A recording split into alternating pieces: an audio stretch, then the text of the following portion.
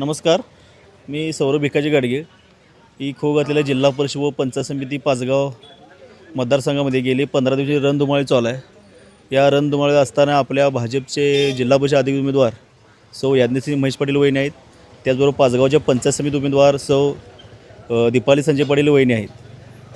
ज्या पक्षाचा प्रोटोकॉल ठरला होता की जेव्हा आपली ही जिल्हा परिषद इलेक्शन डिक्लेअर झाली, त्या डिक्लेअर झाल्यानंतर आम्ही सर्व पक्ष लेवलला पाचगाव लेवलला आम्ही सगळे एकत्र आलो होतो आणि त्यावेळी आम्ही दोघेही इच्छुक होतो. जे याज्ञसेनी महेश पाटीलसुद्धा इच्छुक होत्या व मी स्वतः सौरभ भिकाजीसुद्धा इच्छुक होतो.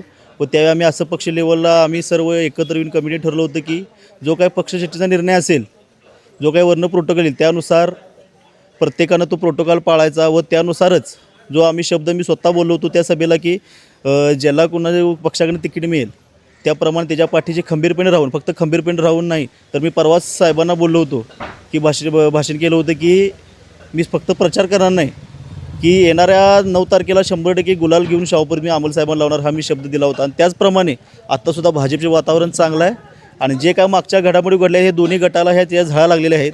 आणि जो मागचा विचार न करता व मागचं न काढता जे आपण पाचगावसाठी दोन्ही गटांनी ज्या पाचगावचा विकास कामातून कसा चेहरामोहरा बदलतील याकडे लक्ष दिलं पाहिजे.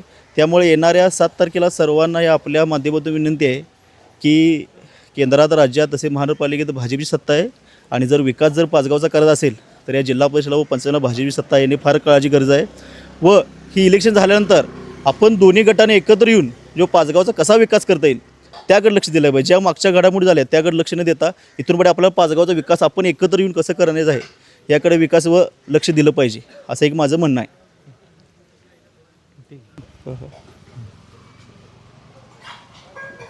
जो निर्णय काय झालेला आहे भाजपचं पक्षाचा की पाचगावमध्ये जे जिल्हा परिषद तिकीट आहे किंवा पंचायत समिती तिकीट आहे हे भाजप पक्ष लेवलला व पक्षश्रेष्ठी आहेत त्यांनी हा निर्णय ठाम दिलेला आहे.